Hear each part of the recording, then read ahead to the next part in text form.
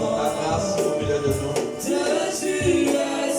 Nous venons encore t'élever. Nous venons encore action de grâce ce matin. Tu es dans le ciel, sur la terre et sous la terre. Et ton règne. Merci Jésus. Merci d'être mort à la croix pour nous. Merci du prix que tu as eu à payer pour nous. Nous te sommes reconnaissants et nous le serons jusqu'à l'éternité. Béni sois-tu, toi qui es le Tout-Puissant. Gloire et honneur à toi, Seigneur. À ton puissant nom et au puissant nom de Jésus. Que tous ensemble nous avons prié. Que l'Assemblée dise Amen, Amen. Acclamons pour Jésus. Acclame pour Jésus. Acclame pour Jésus. Asseyez-vous.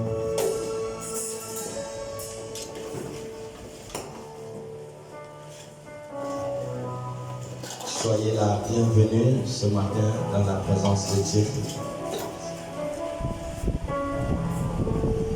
Vous êtes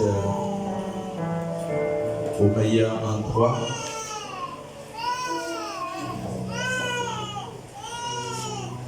Et nous avons l'assurance ce matin que le Seigneur, que personne ne sortira vide ici. Le Seigneur va encore nous bénir une fois de plus à travers sa parole. Soyons simplement connectés à sa parole ce matin. Le thème de ce matin, nous allons parler du mariage. Nous parlons du mariage de ce matin et nous allons entrer dans les Écritures.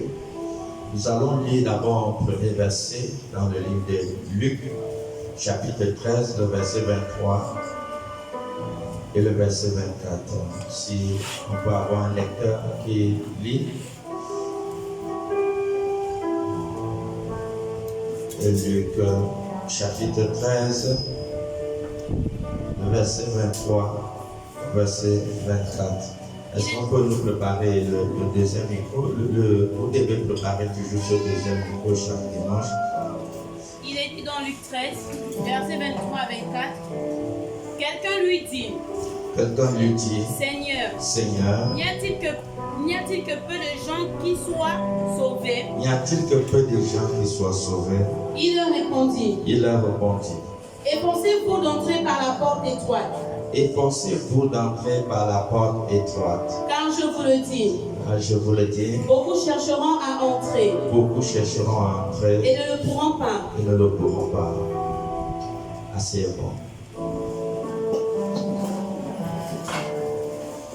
Nous parlons ce matin du mariage. Et un homme va poser Jésus la question.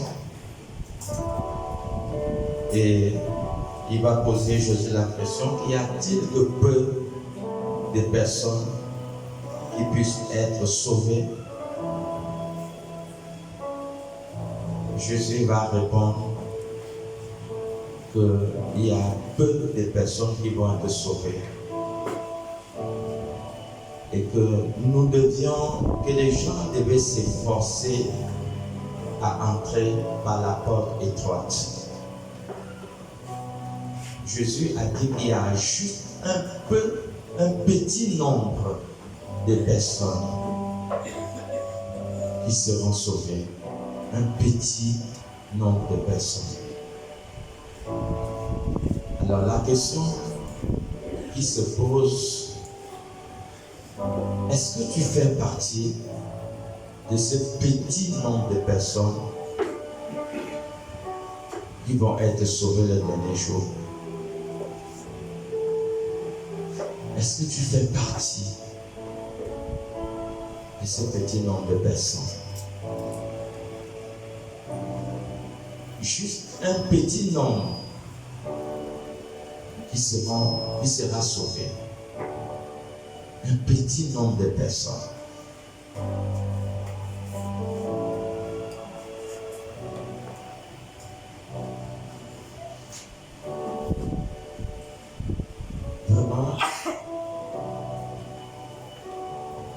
c'est regrettable que toute une planète Terre, il y a juste un petit nombre de personnes qui vont être sauvées. Est-ce que tu fais partie de ce petit nombre? Est-ce que tu es distrait? Ou ne comprends-tu pas les temps que nous sommes? Ou quelques-uns sont encore en quelque sorte comme s'ils rêvaient. Non, il ne faut pas rêver. Il ne faut pas être distrait.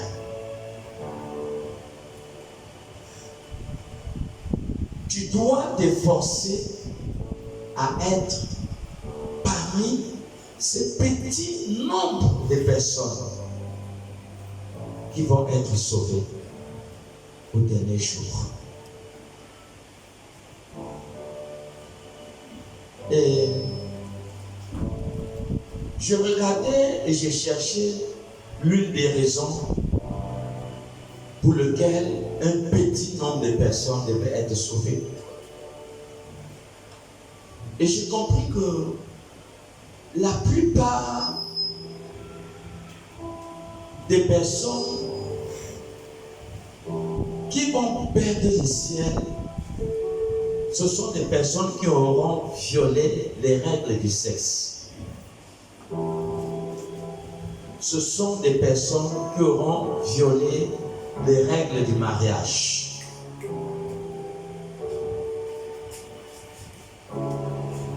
La plupart de ces personnes seront parmi ceux qui vont malheureusement rater le ciel le dernier jour. Le but de Satan, d'amener le monde dans l'erreur afin qu'il puisse perdre le ciel. C'est ça le but de Satan.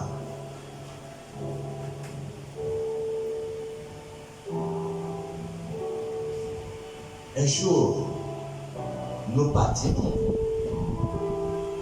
Mais quelle est la route que tu vas prendre?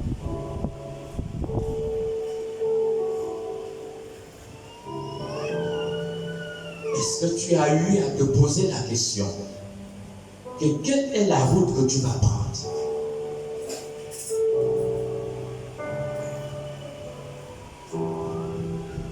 N'est-ce pas? Le meilleur jour de quelqu'un est ce fameux jour que Dieu vient enlever son souffle de vie. C'est le meilleur jour parce que la personne met fin à son existence sur la terre.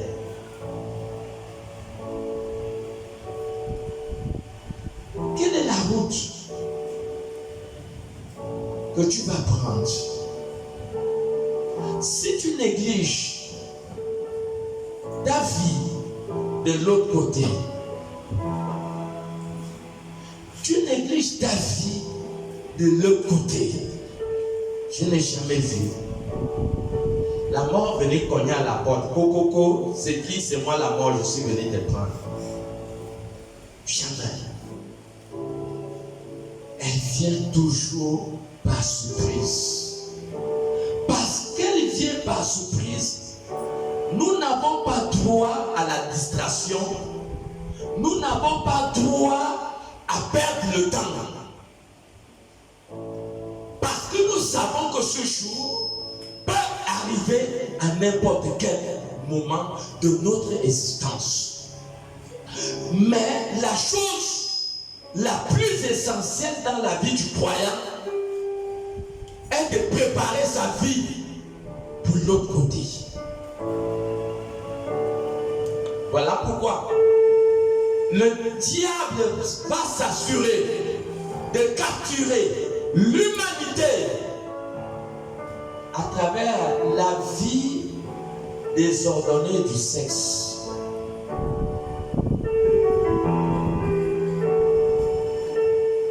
il va s'assurer d'amener, de faire rater beaucoup de personnes le ciel à cause d'une mauvaise vie sexuelle.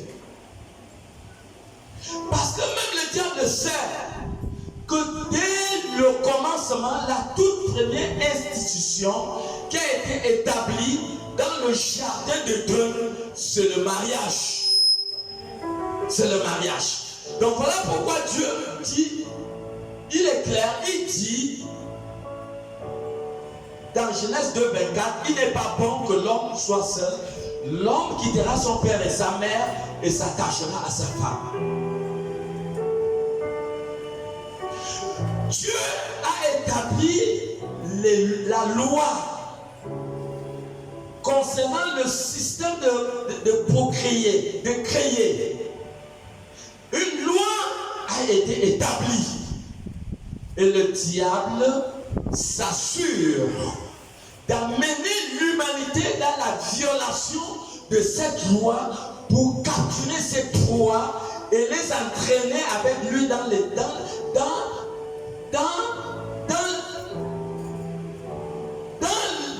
seconde mort.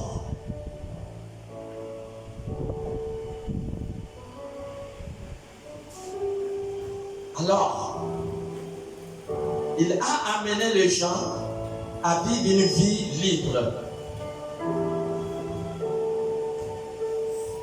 L'union libre. Vous verrez de jeunes gens, 16 ans, 17 ans, ils vivent déjà avec des copines dans les maisons. Des jeunes filles, 15 ans, 16 ans, qui habitent déjà chez leurs copains. Vous verrez des personnes qui ont fait 15 ans avec une femme, ils ont fait des enfants et aucun mariage, aucune dot. Donc, le diable s'assure d'amener le monde dans une vie désordonnée. Parce qu'il sait que leur Créateur a établi une loi. Il sait que leur Créateur a établi une loi. Et il va s'assurer que l'humanité puisse évoluer sur la violation de cette loi.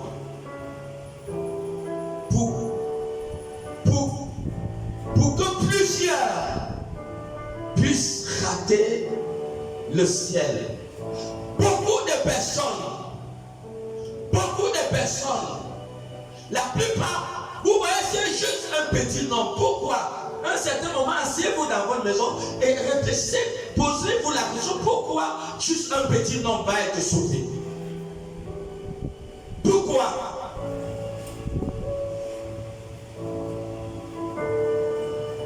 Pourquoi?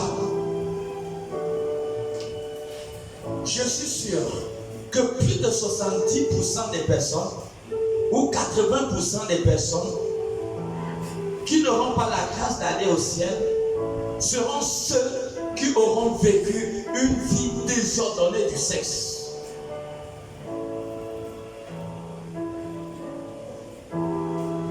Je suis un sacrifice de Dieu et je suis mandaté pour vous dire la vérité.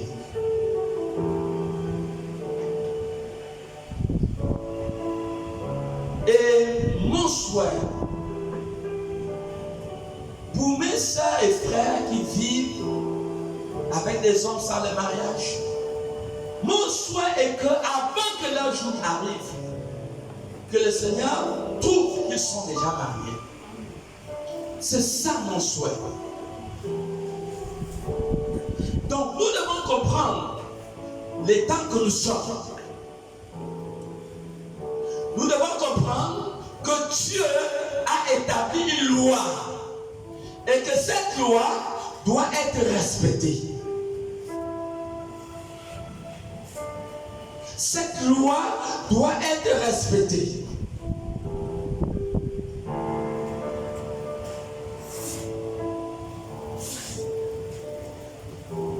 Beaucoup de personnes aujourd'hui trompent leur femme. Beaucoup aujourd'hui trompent leur mari. Et ils vivent dans l'adultère. Hébreux 13, le verset 4.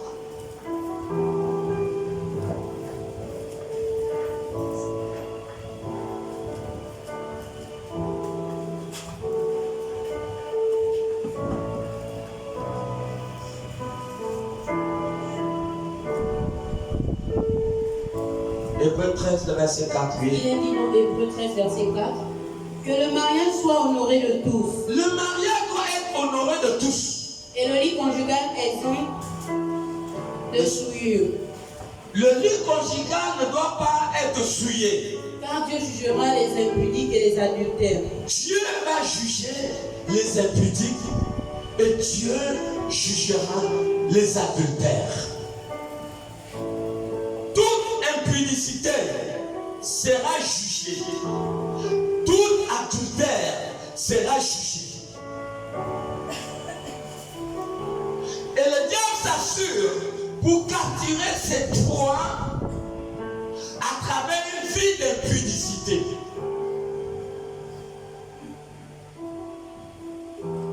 Regardez partout, dans des collèges, dans des lycées.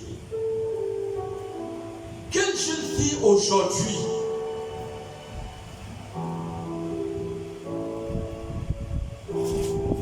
qui est sans copain? Et la plupart de ces jeunes filles ont déjà commencé des rapports sexuels avec leurs copains et leurs copines. L'impudicité.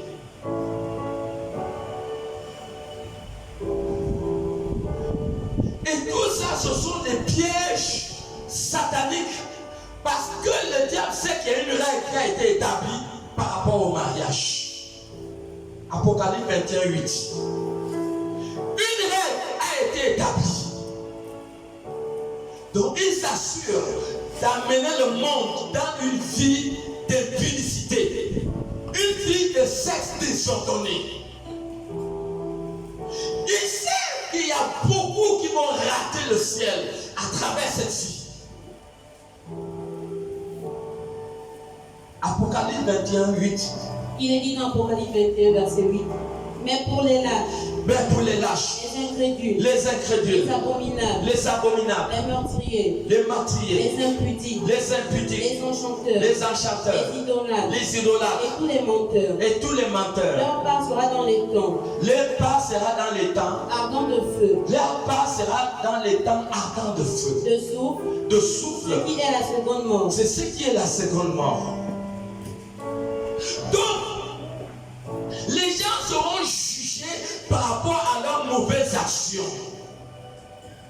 Les gens seront jugés par rapport à leur vie de sexe désordonné. Nous sommes le corps de Christ. Nous sommes l'église vivante de Christ. Et notre vie ne doit pas être semblable à la vie du monde, des mondains. Notre vie ne doit pas être semblable à la vie du monde. Parce que les impudiques, une vie de sexe désordonné, toutes ces personnes seront jugées le dernier jour. Ils seront jugés sévèrement. Et leur part sera dans les temps de feu et de souffle.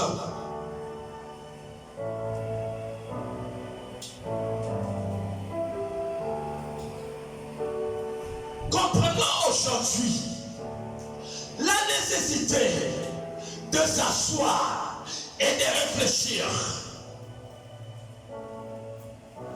Le fils prodigue, lorsqu'il a mené une vie d'impudicité, il a compris qu'il évoluait vers sa paix, il évoluait vers sa fin. Il s'est assis, il a réfléchi, il a compris repartir vers les principes. Je dois repartir vers des règles. Je dois repartir vers l'obéissance. Je dois repartir vers le Père. Il a compris cela. Il a compris qu'une vie de cesse désordonnée, à qui avait commencé déjà à foirer toute sa vie financière, à détruire toute sa vie financière, et sa propre vie était déjà attaquée. Il a compris, il s'est assis, il a réfléchi, il a compris que je dois repartir vers les lois, je dois repartir vers les principes, je dois repartir vers les commandements de Dieu, je dois repartir vers le Père.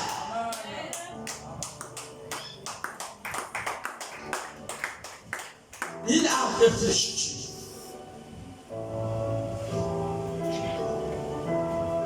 Pourquoi tomber dans le piège de Satan? Sommes-nous aveuglés? Un désir va voler ton salut. Un désir va détruire ta relation avec Dieu. Un désir va détruire ta vocation. Non, tout ça, rien dans le ciel, sous la terre ou sous la terre ne doit nous séparer de l'amour manifesté en Jésus-Christ. Rien ne doit te séparer de ton alliance avec Dieu. Ton alliance avec Dieu est tellement valeureuse que tu dois le maintenir, tu dois le préserver. Qu'aucun désir, qu'aucun matériel, qu'aucun argent ne puisse venir détruire cette relation avec Dieu.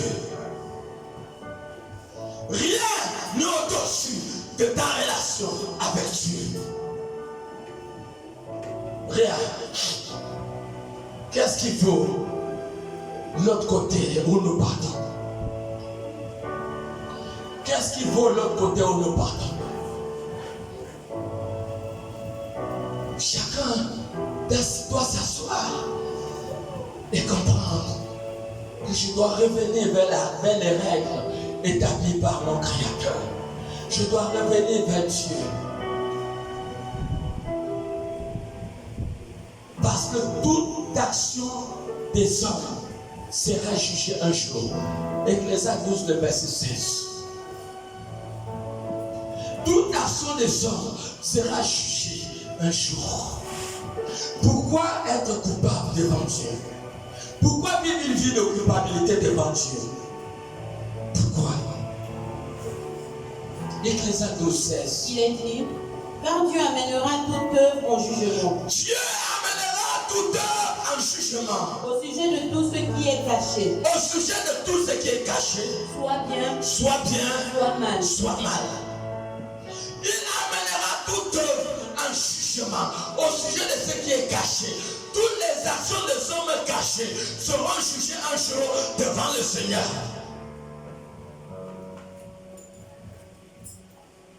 Voilà pourquoi il faut réfléchir. Réfléchir. Qu'est-ce qui est au-dessus de ton salut? Maîtrises-tu ton existence après ta mort? Méprises-tu ton existence après ta mort? Toute considération de ton existence après ta mort dépend de ta prise de conscience aujourd'hui. Tu dois prendre conscience de ta vie de l'autre côté aujourd'hui. Ce n'est pas demain, en respectant des règles qui ont été établies par le Créateur.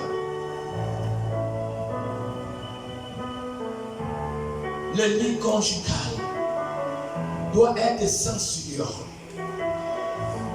Ne souille pas le lit conjugal. Ne souille pas le lit conjugal. C'est la plus grande malédiction qui puisse exister. Il y a des malédictions, mais souiller le lit conjugal est une malédiction terrible. Commettre l'adultère, c'est quelque chose de terrible. Terrible. terrible. Quelque chose de terrible. Vous qui êtes jeunes, qui êtes appelés à vous marier demain, souvenez-vous de ces paroles. Même 30 ans après, souvenez-vous qu'un jour, cet homme avait dit, un jour il prêchait, il avait dit de ne jamais commettre l'adultère, que l'adultère était un esprit de malédiction.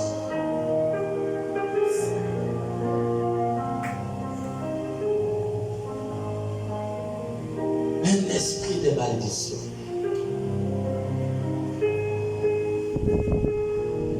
Uri n'avait aucun problème dans son foyer.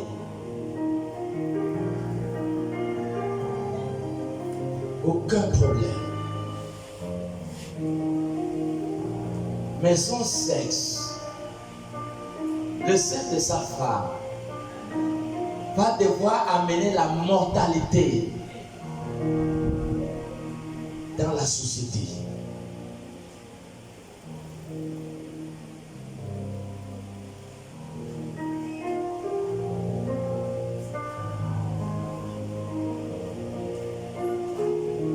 La femme est un pouvoir. Et ce que Dieu a donné à la femme, c'est trop dangereux. Ça peut produire la mort. Pas que ça peut produire la mort. Oui, ça peut produire la mort lorsque les règles sont violées. Dieu a donné à la femme quelque chose de très puissant.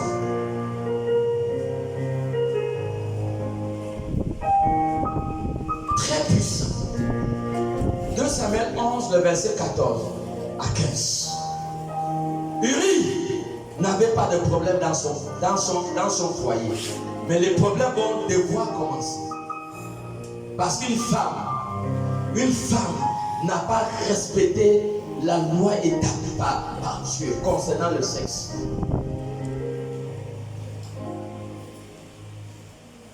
« 2 Samuel 11 à partir du verset 14 à 15. Il est dit. Oui. Le verset 14, il est dit. Le lendemain matin, David écrivit une lettre à Joab. Vous voyez, les problèmes commencent. Et l'envoya par la main d'Uri. Attends d'abord. Lorsque vous trompez votre mari, vous pouvez livrer votre mari à la mort. Quand vous trompez votre mari peut être tué par l'homme avec qui vous le trompez.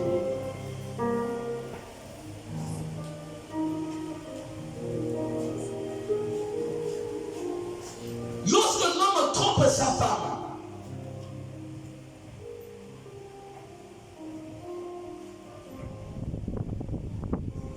la femme qui a eu à sortir avec ce mari pourra chercher à tuer la femme de ce mari, de cet homme.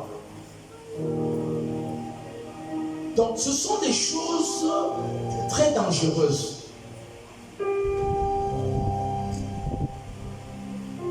C'est très dangereux. Comment ça s'est passé qu'un homme et sa famille n'avaient aucun problème? C'est ceux qui s'aimaient.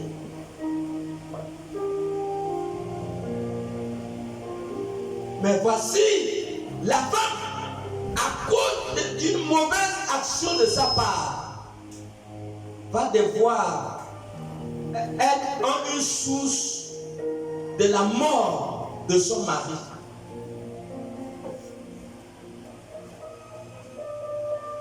Elle va devoir être une source de la mort de son mari. Est-ce que nous voyons? Lorsque les règles établies par Dieu dans le mariage sont violées, les conséquences peuvent être la mortalité. Voilà pourquoi ne commets jamais l'adultère. Nous avons vu dans Apocalypse 21, 8 où Dieu a dit que les adultères seront jugés. Les adultères seront jugés. Reprends la lecture. 2 Samuel 11, verset 14, il est dit, le lendemain matin, David écrivit une lettre à Joab. Il écrit une lettre à Joab. Et l'envoya par la main d'Uri. Verset 15. Il écrivit dans cette lettre, oui. Placez Uri au plus fort du combat. Il dit, place Uri au plus fort du combat. Et retirez-vous de lui. Afin qu'il soit frappé. Et qu'il meure.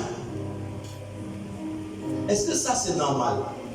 Donc tu as couché avec la femme d'autrui et maintenant tu cherches à tuer son mari. Vous voyez où une tromperie peut amener une famille qui était bien composée, qui était bien située. Regardez, une tromperie peut amener les choses. Vous qui êtes appelés à vous marier demain.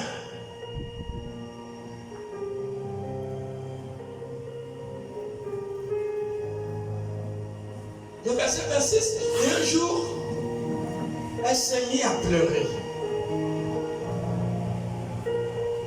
Verset 26, il est dit, la femme d'Uri apprit que son mari était mort. Elle a appris que son mari était mort. Et elle pleura son mari.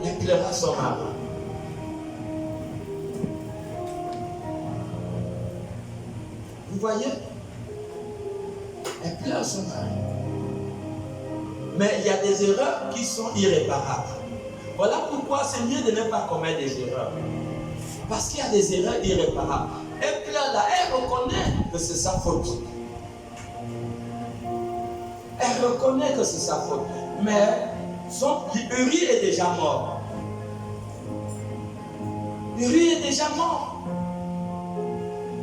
Est-ce que vous voyez où une vie de cette désordonnée peut amener les gens?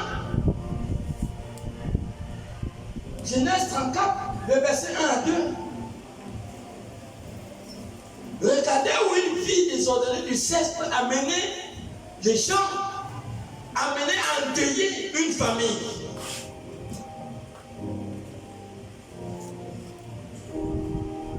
Genèse 34, verset 1 à 2, il est dit, Dina, la fille que Léa avait enfantée à Jacob, sortit pour voir les filles du pays. Elle est sortie pour voir les filles du pays. Verset 2. Elle fut aperçue de Sichem. Elle a vu le fils de Hamor qui est Sichem, oui. Fils de Hamor, oui. Prince du pays. Oui. Il l'enleva, oui.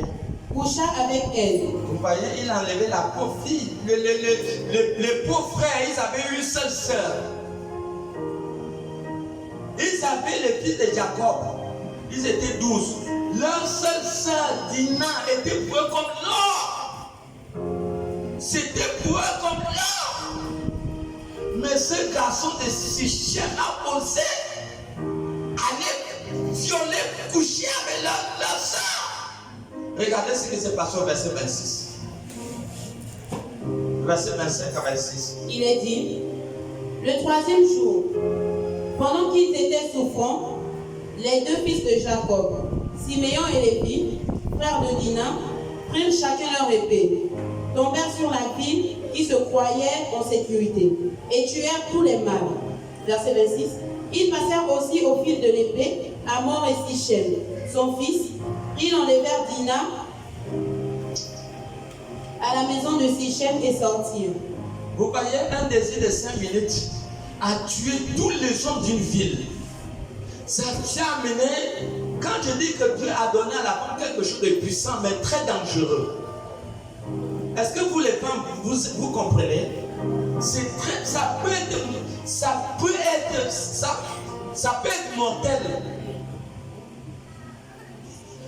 Vous voyez, quelque chose qu'ils ont fait peut-être 5 minutes ou 10 minutes. Vous voyez que ça a amené toute une ville à la mort. Tous les hommes sont morts. Hamor lui-même, Sichem lui-même, il est mort. Est-ce que nous voyons? Nous voyons que nous devons faire attention.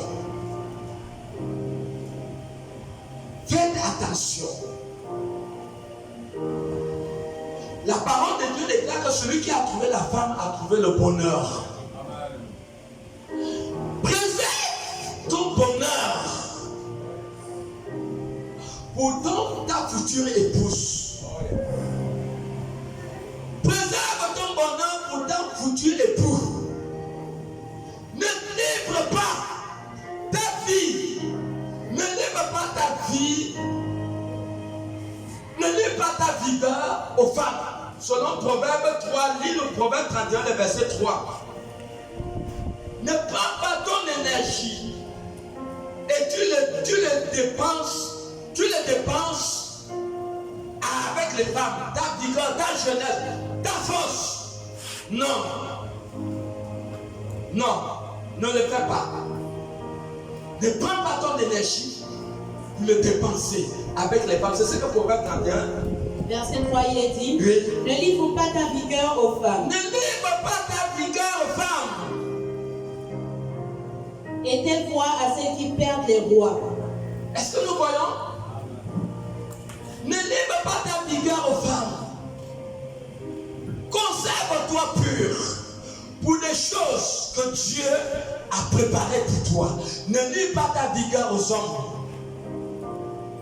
Conserve-toi pur. Telle est la volonté de Dieu. Pour éviter tout désastre. Pour conserver ta vie. Après, ta vie de l'autre côté. C'est maintenant que tu dois observer les règles qui ont été établies par Dieu concernant une vie sexuelle, concernant le mariage. Les règles établies par Dieu doivent être conservées. Ne viole pas. Ne viole pas la constitution divine. C'est très dangereux. C'est très dangereux de s'aventurer illégalement dans ce domaine. C'est un mauvais chemin. C'est un mauvais chemin. Jeune homme, c'est un mauvais chemin. Toute relation illégale du sexe te conduit vers la mort. Ça conduit vers la mort. C'est un mauvais chemin. Si le fils prodigue ne quittait pas là-bas, peut-être il pouvait mourir. Proverbe 7, à partir du verset 17 à 27. Lis-nous ça. Jeune homme, ne t'engage pas dans une vie de sexe désordonné. C'est un chemin dangereux. C'est un chemin de la mort.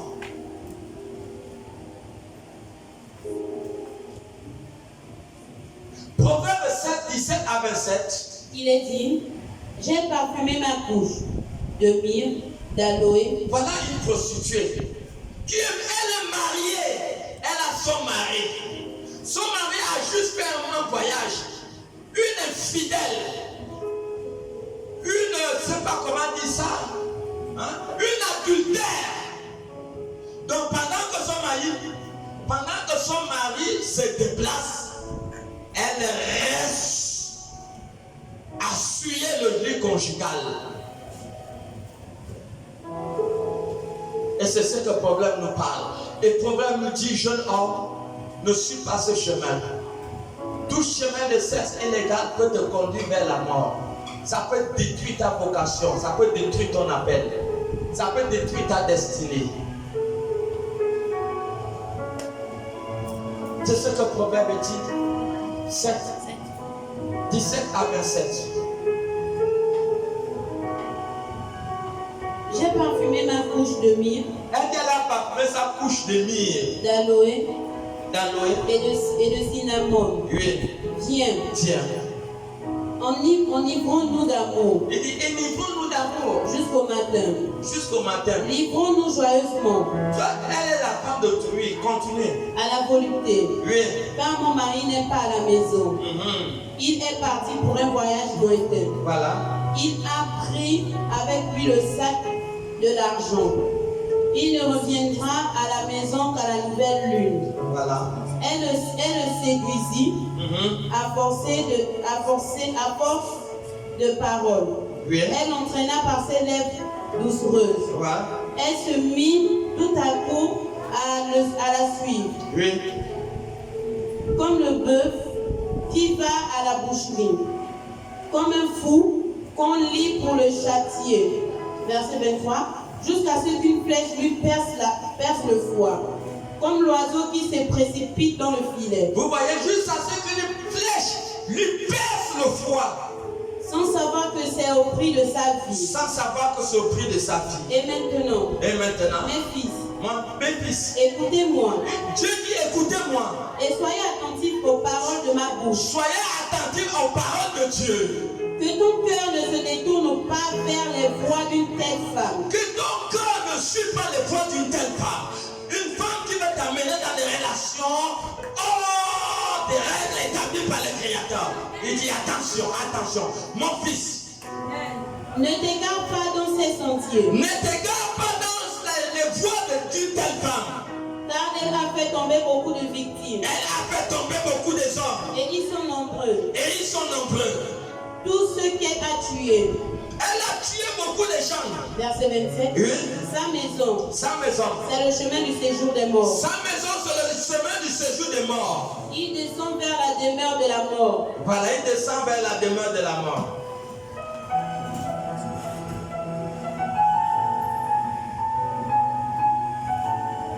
Conserve-toi pur. Parce que Dieu a des grandes choses avec toi. Dieu t'a déjà réservé le meilleur. Joseph pouvait bien sortir avec la femme de Potiphar. Mais il a compris. Il a compris que sa relation avec Dieu était très forte pour briser cette alliance. Joseph a compris qu'il était inadmissible qu'à travers un acte abominable qui puisse détruire le prix de sa destinée, de sa vocation. Parce que Joseph avait un rêve et ce rêve ne s'était pas encore accompli. Joseph a compris qu'il ne devait pas briser son alliance avec Dieu. Ne brise pas ton alliance avec Dieu. Ne brise pas ton alliance avec Dieu. Ne le fais pas. Ne le fais pas. Ne le fais pas. Ne le fais pas. C'est très dangereux. C'est très dangereux.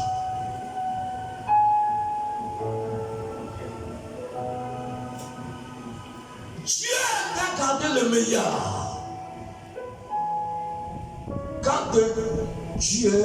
Quand Joseph est arrivé en Égypte, alors,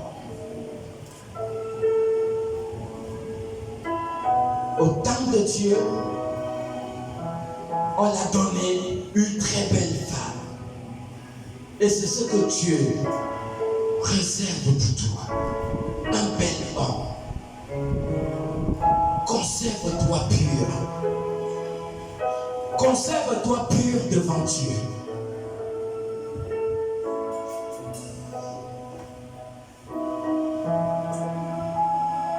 Tu es dans le calendrier de Dieu. Ne viole pas l'alliance qui t'unit à ce Dieu. Ne viole pas.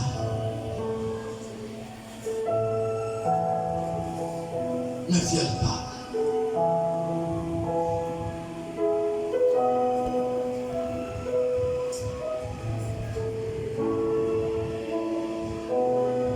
La volonté de Dieu.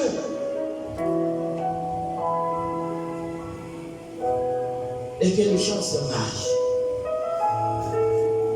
Il faut se marier. La volonté de Dieu est que le jeune se marie. 1 Timothée chapitre 5, le verset 14. Dieu veut que les jeunes se marient. Dieu veut que les jeunes se marient. Tu dois te marier étant jeune. Ne viole pas la constitution divine de Dieu. 1 Timothée 5, le verset 14. Il est dit, je veux donc que les jeunes se marient. Je veux donc que les jeunes se marient. Qu'elles aient des enfants. Qu'elles aient des enfants. Qu'elles dirigent leur maison. Qu'elles dirigent leur maison. Qu'elles ne donnent à l'adversaire aucune occasion de médire. La volonté de Dieu est que toi, jeune, tu te maries. Amen. D.S. Bond s'est marié à 18 ans. Amen. 18 ans, il s'est marié. Telle est la volonté de Dieu, que tu te maries.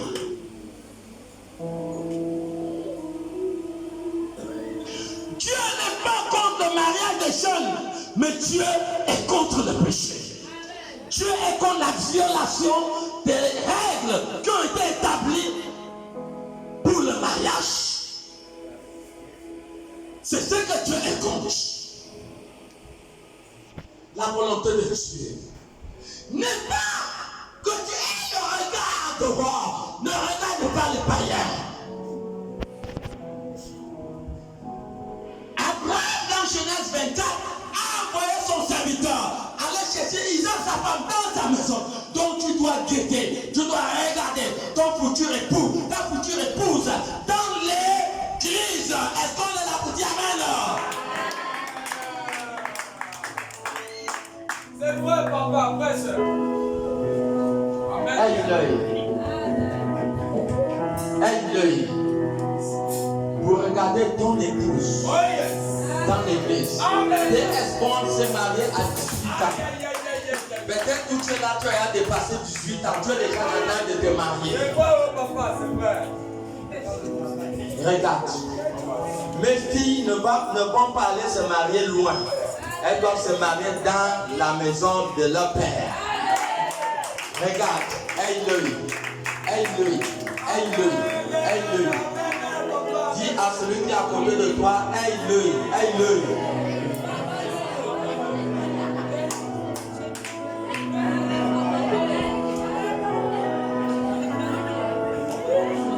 Il ne faut pas aller dehors.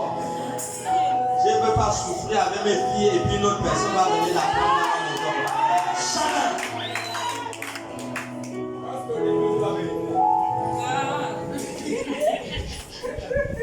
Voilà pourquoi. Cherche. Positionne-toi. Positionne-toi. Mais si tu tiens à ta fille de l'autre côté, évite de tomber dans le péché. David est beaucoup dire ici à travers ce message qu'il a fait 6 ans avant de se marier avec sa femme. Et ils n'ont pas connu le péché.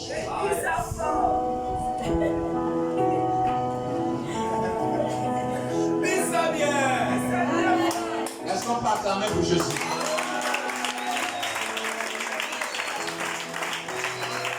Positionne-toi. Positionne-toi. Aie l'œil. Positionne-toi et aie l'œil. Elles sont là nombreuses. Ils sont là aussi nombreux.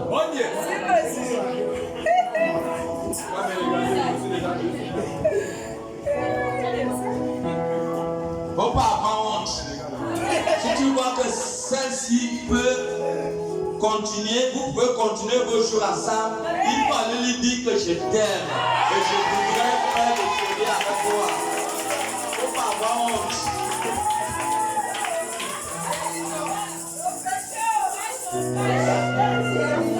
Il y a des jeunes gens aujourd'hui, ils ne connaissent même plus draguer les filles.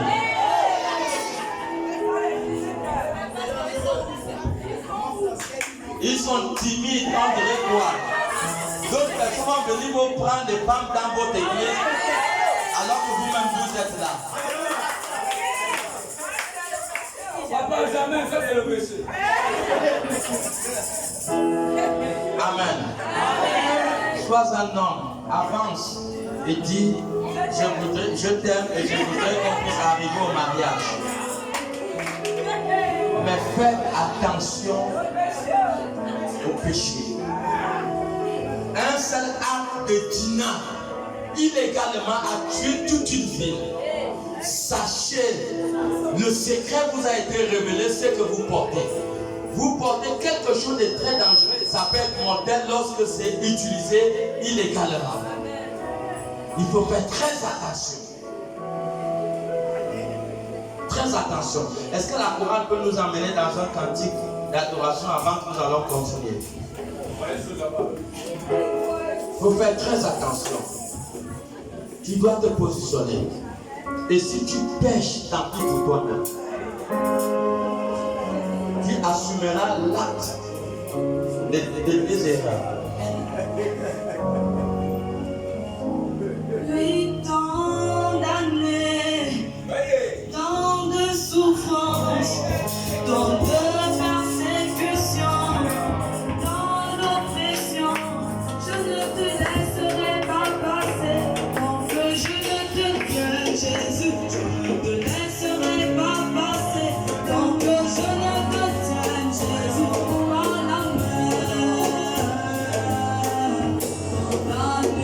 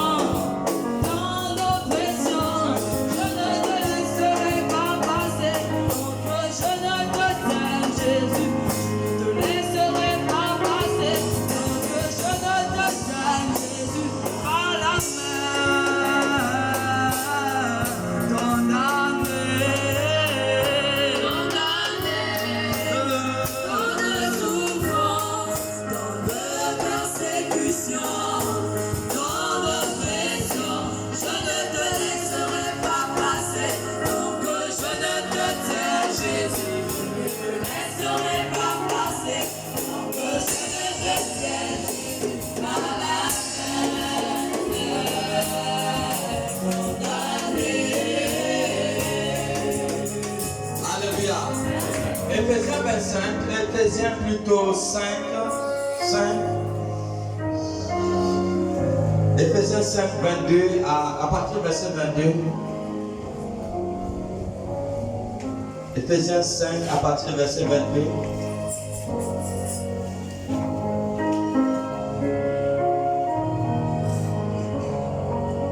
Éphésiens 5, verset 22, il est dit: Femmes, soyez soumises à vos maris, comme au Seigneur. Comme au Seigneur. Continuez. Car le mari est le chef de la femme, comme Christ est le chef de l'Église, qui est son corps et dont il est le sauveur. Or, de même que l'Église est soumise à Christ, les femmes aussi doivent l'être à leur mari en toutes choses. Marie, aimez vos femmes, comme Christ a aimé l'Église et s'est livré lui-même pour elle, afin de la sanctifier par la parole, après l'avoir purifiée par le baptême d'eau, afin de faire paraître devant lui cette Église glorieuse sans tache, ni ride, ni rien de semblable, mais sainte et irrépréhensible. Continue. Verset 28. C'est ainsi que les maris doivent aimer leurs femmes, comme leur propre corps. Celui qui aime sa femme s'aime lui-même. Car jamais personne n'a haï sa propre chair, mais il la nourrit et en prend soin, comme Christ le fait pour l'Église. Verset 30. Parce que nous sommes membres de son corps. C'est pourquoi l'homme quittera son père et sa mère et s'attachera à sa femme. Et les deux deviendront une seule chair. Amen. Dieu a établi la notice pour le bon fonctionnement du mariage. Il y a une notice qui a été établie par le créateur du mariage. C'est lui qui a créé le premier mariage dans le jardin d'Éden. Et Dieu a établi la loi pour le bon fonctionnement du mariage. La parole de Dieu dit que les hommes doivent aimer leur femme comme Christ a aimé l'Église.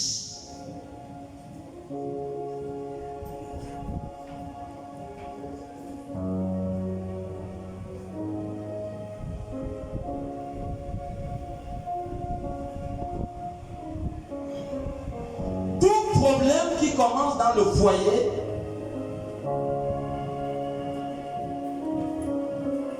est le fait que l'amour de l'homme vis-à-vis de la femme commence à se refroidir ou s'éteint. Lorsque l'amour de l'homme pour la femme est inexistant, il y aura un dysfonctionnement dans la vie de la femme. La femme ne va entrer dans une sorte de rébellion et de désobéissance. Pourquoi? Parce que la femme ne ressent plus l'amour, l'amour qui doit lui revenir de droit venant de son mari. Quand Dieu dit à l'homme d'aimer la femme comme Christ a aimé l'Église, ça veut dire quoi? Ça veut dire que la femme doit sentir l'amour de l'homme, pas seulement en parole, mais en action. En action. Parce que l'amour, c'est pas seulement je t'aime à la bouche. L'amour, c'est l'action. L'amour, c'est aussi la fidélité vis-à-vis de la femme. S'il n'y a plus ça, alors les problèmes vont commencer dans le foyer.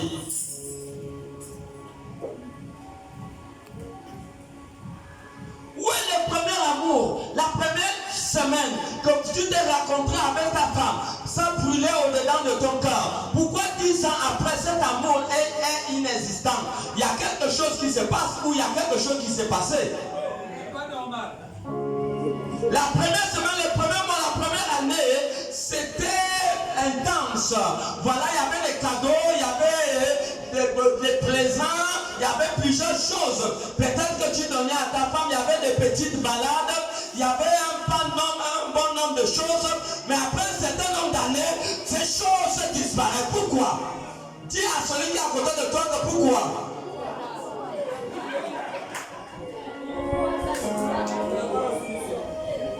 Il n'y a plus de petits cadeaux.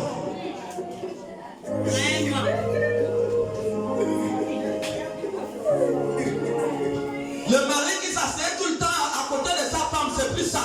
Elle est maintenant assise loin. Elle est assise, il est assis loin. Il est assis loin.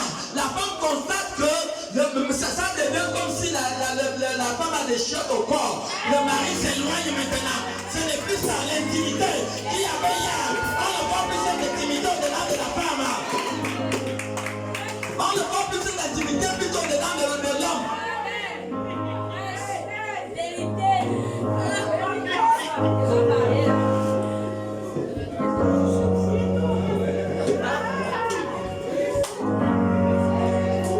Avant c'était des bonnes paroles. Maintenant là les réponses sont avec violence.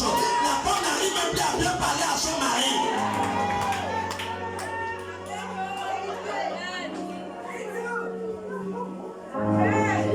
Le premier amour a disparu, ce n'est plus ça. Mais dis-moi avec une attitude, qu'est-ce qui va se manifester de côté de la femme? C'est quoi? C'est la rébellion. rébellion. La rébellion. La rébellion.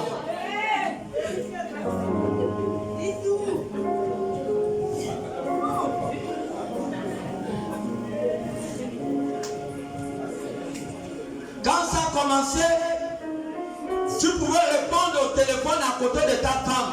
Mais 10 ans, 5 ans, 7 ans après, lorsque tu reçois l'appel, la femme constate maintenant que tu vas répondre au téléphone de dehors. Pourquoi c'est suspect? C'est suspect. Avant, la femme avait accès à ton téléphone. Maintenant, ton téléphone est caché. Pourquoi cacher le téléphone? Ça veut dire que c'est suspect. Il y a quelque chose qui ne va pas.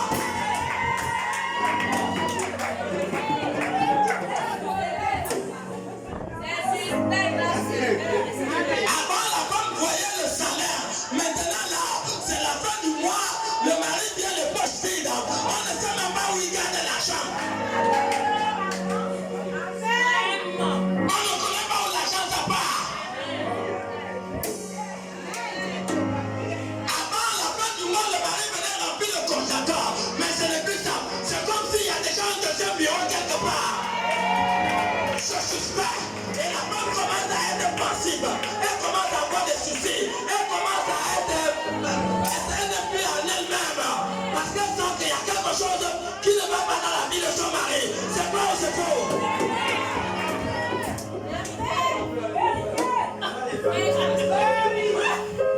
C'est ça le problème. Avant, l'homme rentrait toujours à 20h. Maintenant, c'est 3h, 4h du matin. 1h du matin. Mais mon mari, c'est comment? Ah, laisse-moi. Mais avant, tu ne répondais pas comme ça à ta femme. Mais qu'est-ce qui se passe?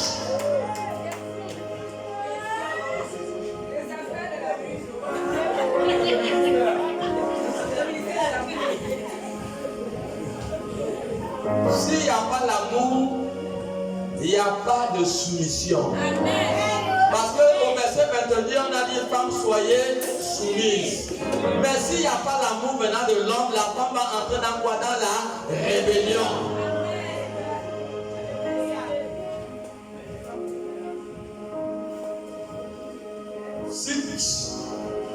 La femme n'est pas l'esclave.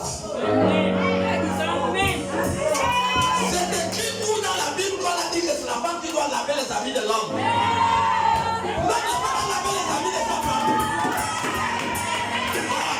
C'est écrit où? On a dit que c'est la femme qui doit préparer. Dieu a mis. Alléluia.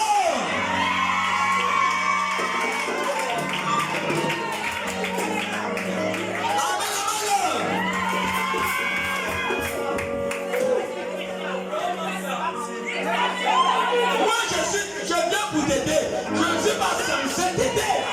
Parce que la femme est une aide. Voilà, non, elle peut dire qu'elle ne t'aide pas. Ce n'est pas une obligation, c'est une aide. Quelqu'un qui vient t'aider n'est pas dans l'obligation de t'aider. Donc tu dois commencer. Tu dois commencer à laver les habits, laver les assiettes, préparer. Et comme ça, la femme va boire et la femme va te suivre dans le mouvement. La femme n'est pas esclave. Elle est au travail, elle vient laver les habits, elle ne peut pas, elle est fatiguée, elle a fait aussi, il faut encore donner le mari le corps. Que quelqu'un dit la femme n'est pas esclave. C'est une aide.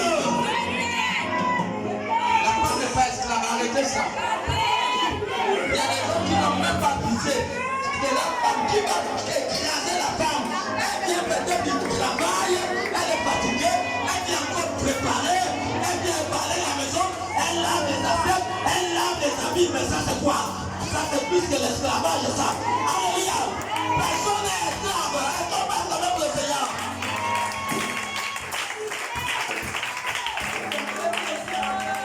J'ai vu des gens qui aident leur femme à laver les habits, à laver les assiettes, à repasser, à faire tous les travaux qu'une femme peut faire. Il y a plein partout. C'est écrit nulle part que la femme doit laver les habits, doit faire tout ça. C'est écrit où? Montrez-moi aussi la Bible. C'est écrit où? Elle n'est qu'une aide. La femme n'est pas l'esclave. Est-ce que quelqu'un est là?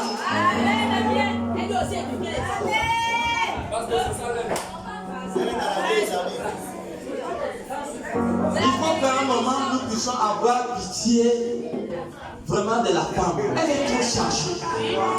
Trop chargée. Et des fois, ce sont des femmes qui ont des bébés. Regardez un bébé. Il y a des mamans là qui ne travaillent pas. Elles sont chez elles, mais ils ne peuvent pas venir laisser les bébés à la crèche ici. Pourquoi? Parce que garder les bébés, c'est pas facile. C'est un sale boulot.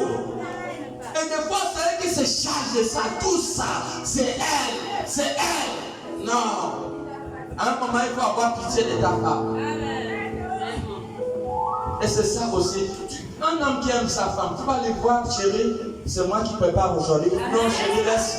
Je vais laver les habits aujourd'hui. Voilà. C'est ça, aimer la femme. C'est ça l'amour. Est-ce que quelqu'un est là?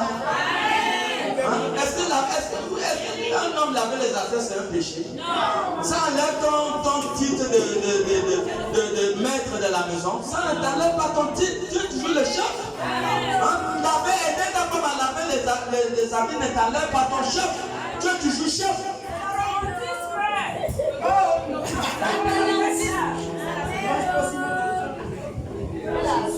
C'est très facile de quand vous entrez dans une maison que le mari aime la femme, vous allez trouver ce genre d'action.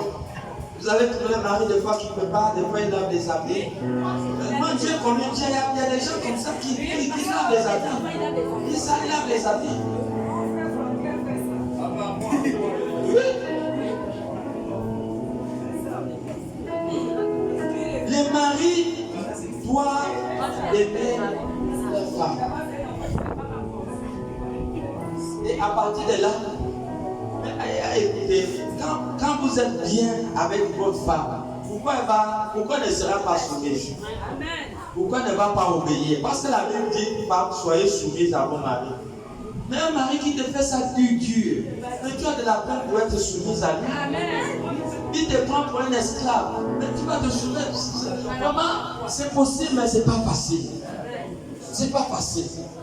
Donc, quand vous regardez même dans Éphésiens 5, 22, vous voyez qu'il parle de la femme de verset 22 jusqu'au verset 24.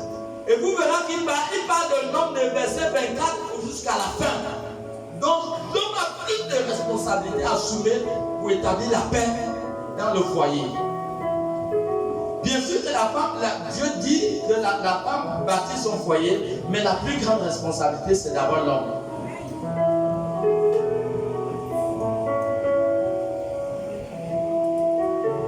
Demain, vous allez aller en mariage pour ceux qui ne le sont pas encore.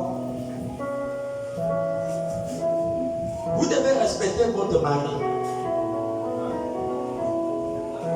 C'est vice-versa. Vous devez être soumise. Les hommes, la femme est un être faible. La femme a une autre manière de comprendre les choses et d'appréhender les choses. La femme n'a pas été créée dans la même conception que l'homme. Ils ont leur manière de faire les choses. Pourquoi? Parce que Dieu les a créés comme étant un être faible. Et l'homme doit comprendre la nature de la femme, que la femme est un être faible. Donc, il faut vivre avec la femme telle qu'elle est. Si vous vous êtes aimé dès le premier jour, tu dois la suivre. L'amour, tu ne trouveras pas un homme parfait et une femme comme une aiguille. Il n'y a pas d'homme parfait. Il n'y a pas de femme parfaite. Le mariage, c'est entrer dans l'école à se supporter. Vous devez vous supporter les uns et les autres. C'est ça l'école du mariage. Le mariage, c'est quoi? Le mariage, c'est l'amour. Ce n'est pas regarder les défauts. Ton mariage commence à se détruire lorsque tu commences à regarder les défauts, les parties négatives de ton conjoint. Ne regarde pas le mal. À chaque moment que tu vas commencer à porter le mal, porter ton regard vers les défauts de ton conjoint, alors c'est le début des problèmes dans le foyer. Parce qu'il n'y a pas d'homme parfait, il n'y a pas de femme parfaite. Vous vous êtes unis par le lien de mariage. Enfin, vous venez dans les deux familles, vous devez chercher à vous supporter, vous devez chercher à vous comprendre. Ne regardez pas le défaut. Le mariage se détruit sur la base que l'homme regarde les défauts ou les faiblesses de sa femme. Le mariage se détruit lorsque la femme commence à regarder les défauts et les faiblesses de son mari. Ne porte pas les faiblesses de ton mari. Allez les raconter dehors. Il y a des femmes qui prennent tout ce qui concerne leur foyer à les raconter dehors. Il en est de même aussi avec des hommes qui prennent tout ce qui est dans leur foyer à les raconter dehors.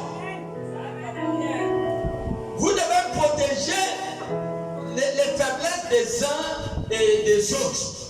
Ne pas prendre les faiblesses de ton mari, aller les raconter dans ta famille. Non. Ne le fais pas. Vous devez vous supporter. Le mariage, c'est de se supporter. On ne se marie pas deux fois. On se marie une fois. On ne se marie pas pour divorcer. Parce que jusqu'à présent, je peux vous éprouver A plus B que le divorce n'est pas biblique. J'ai fait les études de ça 13 ans et j'ai compris que le divorce n'est pas biblique. Je peux vous éprouver, non à travers ce que je dis, mais à travers les Écritures.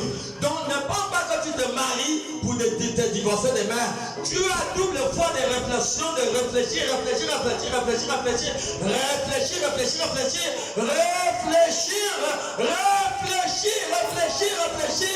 avant de t'engager dans le mariage. Parce que c'est un engagement sans retour. Il faut bien réfléchir avant de t'engager dans le mariage.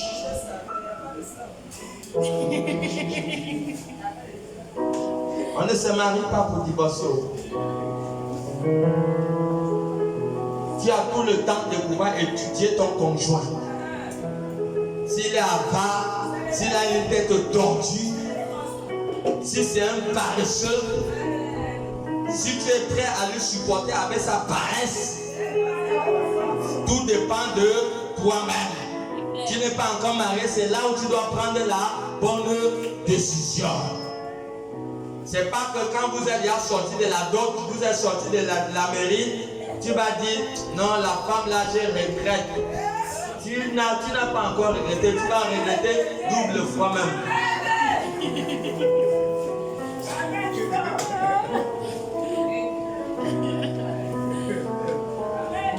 Quand tu vois que la tête de cet homme-là, c'est un trompeur, il ne faut pas t'engager.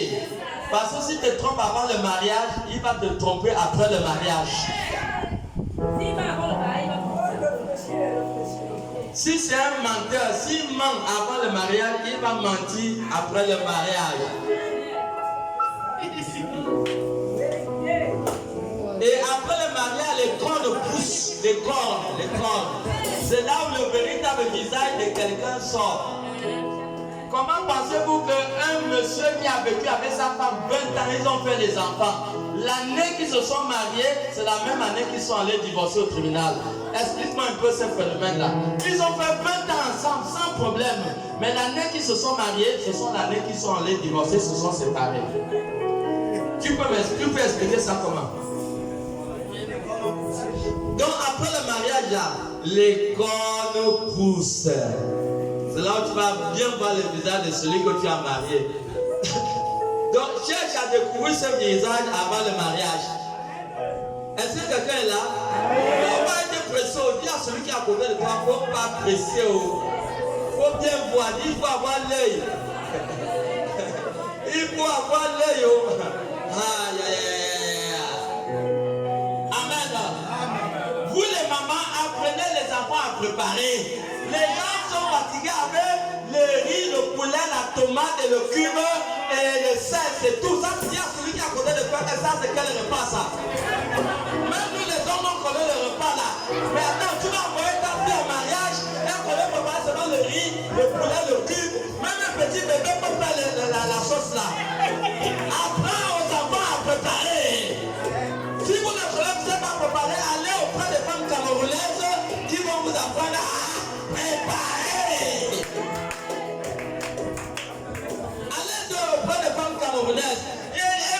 montrer les assaisonnements.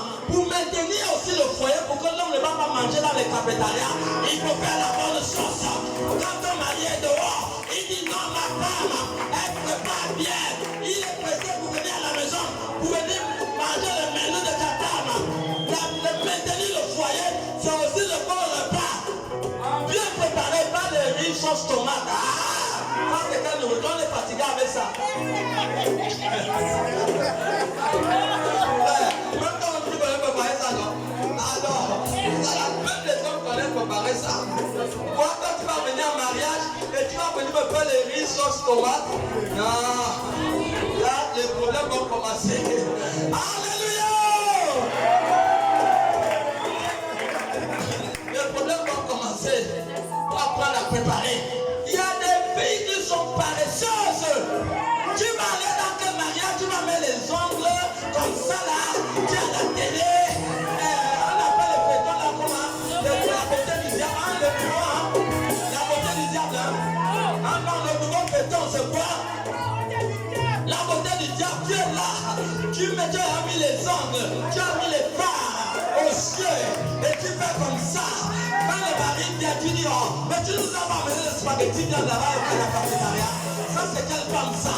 C'est tout ça qui amène les problèmes dans le foyer. Et quand le mari, il est au travail, il est en train de penser, il dit, mais ça, c'est quelle femme que j'ai épousée? Femme spéciale télévision. Les habits, elle a trempé. Même ma cloche ou les articots sont dans le truc. Ça sent mauvais. Ça sent. Elle ne lave pas. Les articots, ça sent. Ça, c'est quelle femme? Les assiettes, elle ne lave pas. Elle ne lave pas les assiettes. La cuisine, c'est sale. La chambre, elle ne change pas les draps. Elle ne change pas les draps. C'est papier hygiénique, la quand elle enlève ça, elle met ça à côté du lit. Mais quand le mari arrive et trouve les choses comme ça, pourquoi ça va te poser des problèmes? Tu as fini de faire ta toilette, prends tes papiers hygiéniques, va jeter ça à la poubelle, mais tu laisses ça dans la chambre. On appuie le bouton. On appuie. Eh bien, il y a des femmes qui n'aiment pas se laver.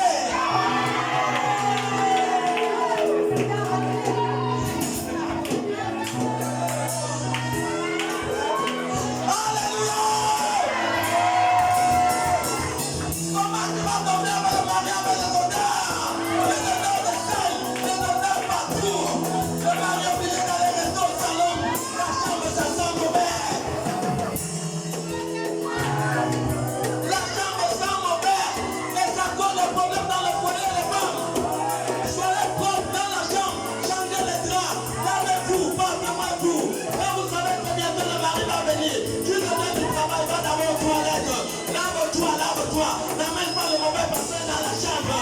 Ça va causer le problème. Chaque fois pour avoir le parfum. Quand tu reviens du travail, tu te laves, tu te parfumes un peu. Et puis tu dans la chambre, ça sent le bon odeur. Quand le mari vient, le mari est content. Il sent une bonne odeur dans la chambre. Les draps ont été changés. Tout est nickel.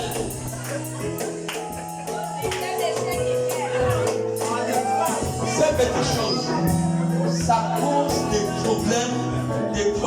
Vous savez, il y a des femmes qui sont dictateurs, non? Le mari ne peut rien dire. Le pauvre souffre. Il y avait les odeurs dans la chambre. Et des fois, les amis qui sont sales, qui ont fait la sueur, on laisse ça dans la chambre. Ça sent mauvais. Ça sent. Même prendre les amis, mettre ça dehors, rien, on laisse encore ça dans la chambre. Mais comment le mari, comment vous allez dormir?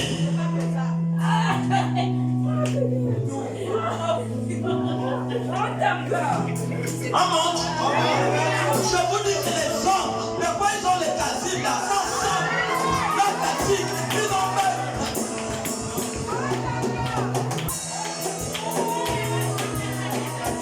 Ils ont fait 3 semaines, ils n'ont pas changé les casiers. C'est bon, toi, ça sent mauvais. Ça sent. Et quelle femme tu vas l'épouser? Tu n'arrives pas à changer ton casier. Quand tu t'assois pour la famille sans l'odeur. L'odeur que tu as dormi sans faire le drap. Tu n'es pas dans la maison sans l'odeur. On sent ton odeur sur le drap. Et tu dis que tu veux chercher la femme. Tu ne te nettoies pas d'abord toi-même.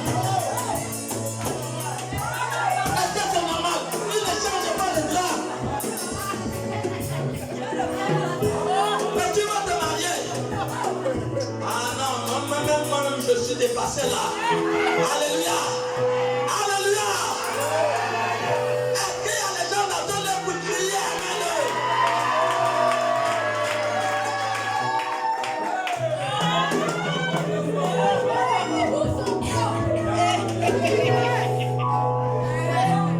Toutes ces choses, c'est ce qui amène les problèmes dans le foyer.